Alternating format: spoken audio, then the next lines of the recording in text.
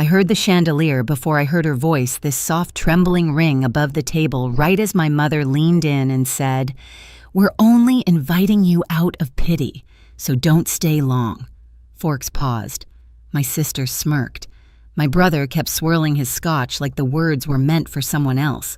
I felt the heat rise in my cheeks, but my hand stayed steady as I lifted my glass. I smiled, took one small sip, and stood. No one stopped me. No one even looked up. But 2 weeks later, every single one of them would.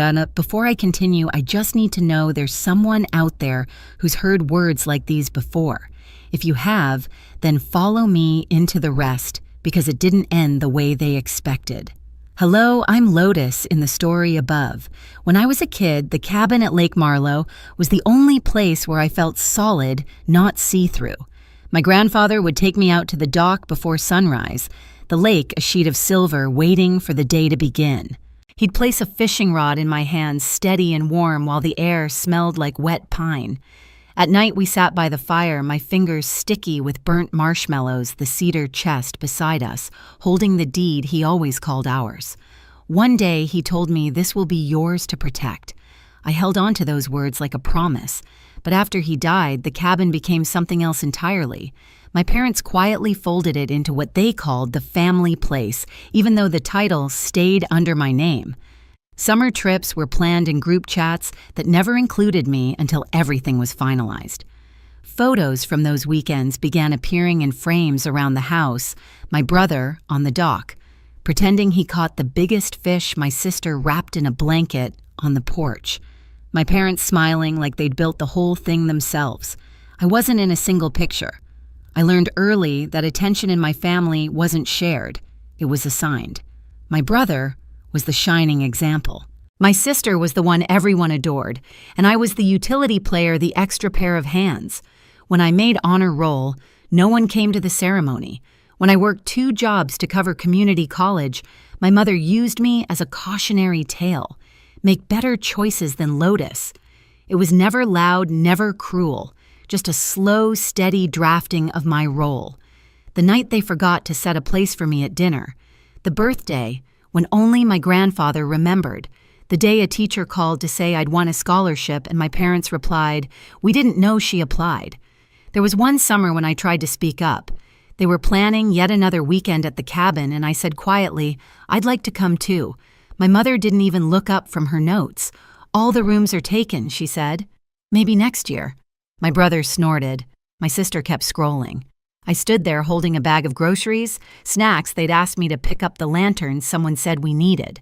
No one noticed when I set the bag down and walked out. Looking back, I think that was the day I understood the silence they expected from me, and I learned how to survive inside it. 2 nights after the party, my phone lit up on the kitchen counter while I was rinsing a mug. The screen flashed with the family group chat photos, plans, long threads of messages I hadn't opened in months. I wiped my hands on a towel and looked at the preview. They were planning the annual summer trip to the cabin. My brother sent a picture of a new outdoor grill he wanted to bring. My sister suggested matching family shirts for the porch photos. My mother typed paragraphs about guest rooms, groceries, and seating arrangements. My name wasn't mentioned once, not as a guest. Not even as a footnote. It was like watching a play where I had been written out of the cast, but somehow left in the credits for legal reasons. I tapped the screen, scrolling quietly. All the bedrooms are taken. Lotus doesn't really come anyway. We'll use her key if she forgets to drop it off. Her key. As if she owned the place. As if I didn't. A small envelope icon appeared at the top of the screen. Another bank email, the kind I usually ignored. I opened it on instinct. It was a reminder about a joint account I didn't remember agreeing to. My name appeared right beside my mother's, highlighted in bold. At the bottom, there was a note about property tax auto payments linked to my profile. Payments for the cabin. Payments I didn't authorize. I stared at the screen, the kitchen suddenly too quiet. The refrigerator hummed. A car passed outside. My breath felt heavy in my chest, like the air had thickened. I wasn't just overlooked. I wasn't just the extra guest. I was a name they used when paperwork required someone responsible. I set the phone down on the table, face down. The vibration of new messages buzzed against the wood, rattling slightly like something trying to crawl back into my attention. I didn't pick it up. Instead, I sat in the chair by the window, pulled my knees in, and watched the city lights flicker against the glass. Towels hung unevenly on the counter. A stack of mail leaned against the fruit bowl. Everything looked still, paused waiting. I closed my eyes for a moment. When I opened them, I felt something settle. Not anger, not even hurt, just clarity. I smiled small, quiet, almost invisible. The kind of smile no one in that group chat would ever notice. But they would, soon. The morning after the group chat, I woke before my alarm. The apartment was dim, washed in that gray light that makes everything look softer, quieter. I tied my hair back with the elastic I kept on my wrist, padded barefoot into the kitchen, and started the coffee maker. Its slow drip filled the silence like a metronome. I sat at the small wooden table, the surface marked with old coffee rings and scratches from years of work. I opened my notebook, the same one I use for freelance clients, and turned to a fresh page. The pen felt heavier than usual, but the words came easily. Sell the cabin, close joint accounts, call lawyer about the estate. 3 lines, neat, simple, steady, a plan built from silence. I took a sip of coffee, then pulled the metal filing cabinet open. It groaned like it always did, the sound scraping through the room. Inside were years of documents, old bank statements, tax letters, utility bills, things most people would have thrown away. I kept everything. It wasn't sentiment, it was survival. Near the back, wrapped in an old envelope, I found the deed to the cabin. The paper was slightly yellowed, still smelling faintly of cedar from my grandfather's chest. I placed it carefully on the table, smoothing the edges with my palm. At 7:14 a.m., I called Dan. He answered with a tired voice clearing his throat. "Lotus, everything okay?" "I need to sell the cabin," I said. No hesitation. Quietly, efficiently. There was a pause long enough that I could imagine him sitting straighter, waking up fully. "The one by Lake Marlowe, your grandparents." "Yes, I thought your parents used it." "They do," I said. "But they don't own it." Another pause. A shift. The kind where someone realizes the ground beneath them is not what they assumed. "All right," he said slowly. "Send me everything you have. I'll draft the paperwork." We hung up. I scanned the deed page by page, the soft hum of the scanner filling the kitchen. I sent the files to Dan with a short message, then moved to the next item on my list. Joint accounts. I logged into the bank portal, the blue-white light of the laptop screen lighting my face. My name appeared in places I didn't expect. Co-signer on an old checking account secondary, on a credit line attached to auto payments for the cabin's property taxes. I clicked through each one, reading the fine print, the dates, the signatures. Some went back years. Close account, remove name, disable auto pay. Each action made a soft clicking sound like distant dominoes. I took notes as I went, marking confirmations with small check marks in the notebook. At one point, my phone buzzed with a text from my sister Mom's planning the trip. "Are you coming or not?" I let the message fade from the screen without opening it. By noon, I had closed 4 accounts, removed myself from 3 others, and canceled every automatic payment tied to my name. The silence in the apartment felt different now. Not empty, but intentional. Controlled. Next, I drafted an email to Harris, my parents' estate lawyer. I kept it brief, formal. "Hello, I'd like to review all documents related to the family estate and ensure my rights are properly represented. Please advise on available dates. Regards, Lotus." I read it twice, then hit send. Another buzz from my phone. This time, a voicemail alert. Probably my mother, though she hadn't called me directly in weeks. I didn't listen to it. Not yet.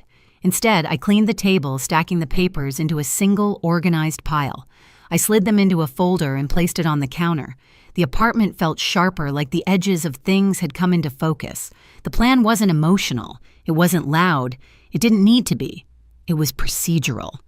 Exact, unmistakably mine. Around 3, Dan texted, "Got the deed, everything checks out, starting the listing quietly.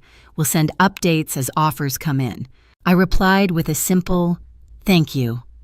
As the afternoon faded into early evening, I sat by the window with a fresh cup of coffee. The city moved below me, cars' voices, wind pushing against the glass. I watched it all with a stillness I hadn't felt in years. They had spent so long treating me like a name they could use a space, they could fill a signature, they could borrow. I had played along, I had stayed quiet.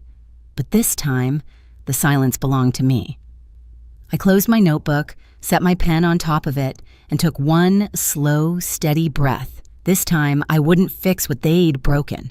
2 weeks passed before anything happened, long enough for the silence to settle into my apartment like a second layer of paint.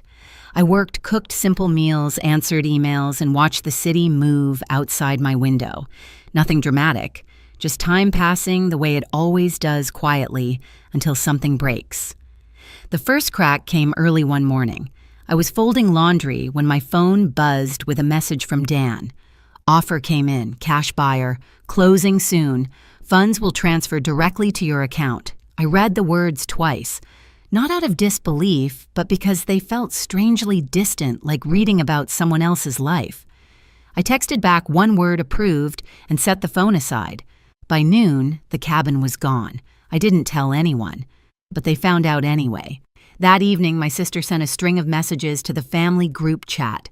They came in fast, like she was typing while pacing. Did someone change the lock code at the cabin? Mom's freaking out. Dad says the realtor sign wasn't there last week. Lotus. What did you do? I didn't open the thread.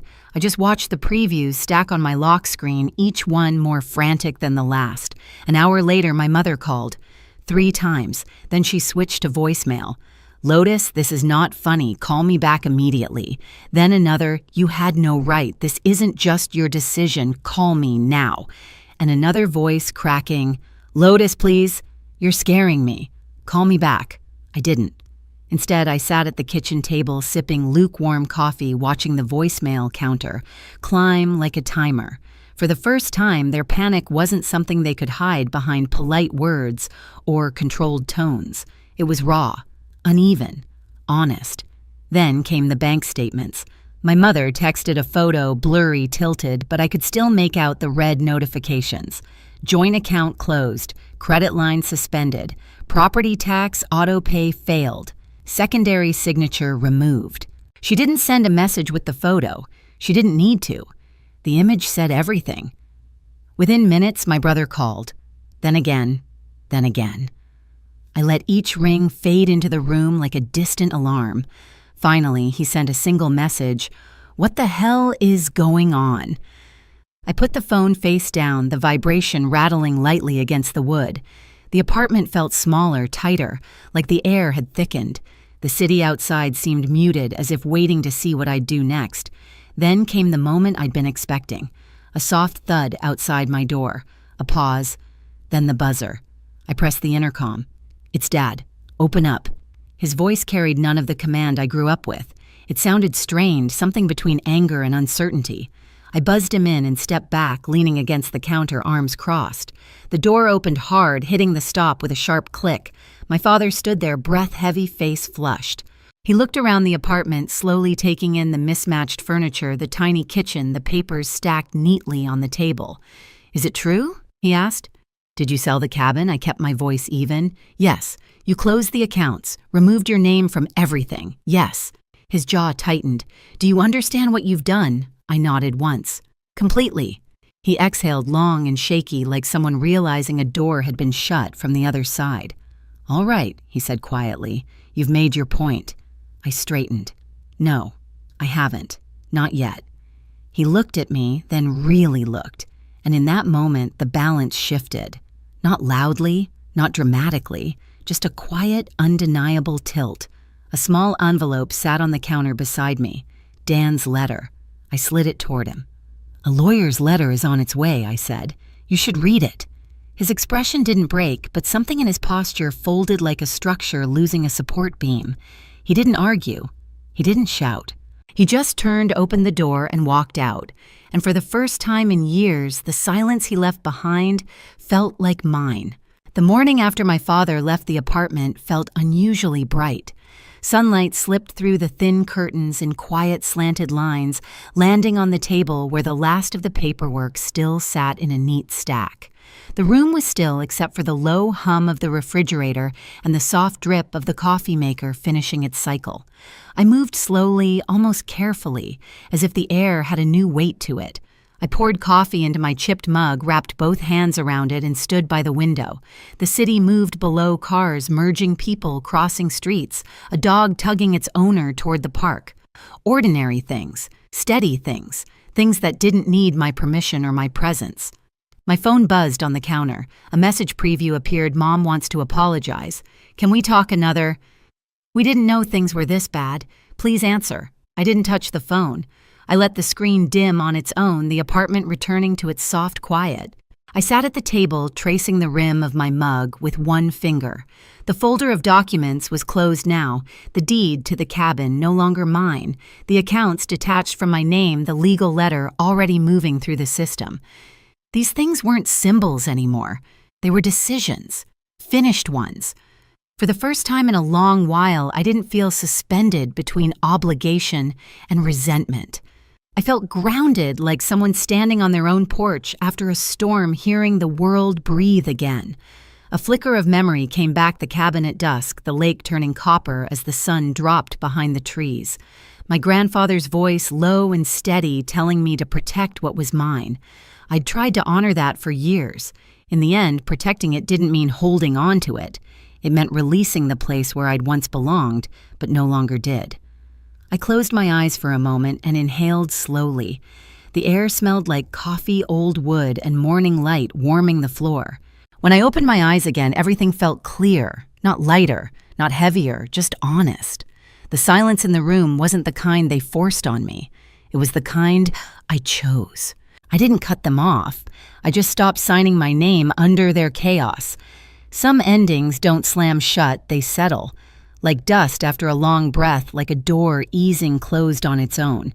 And if you've ever reclaimed your quiet even once, you know the sound it makes. It isn't loud, it isn't angry. It's the soft click of a life finally belonging to you. If you've lived through something like this, let your voice be heard. Share what stayed silent the longest. Your story might be the reminder someone else needs to choose themselves.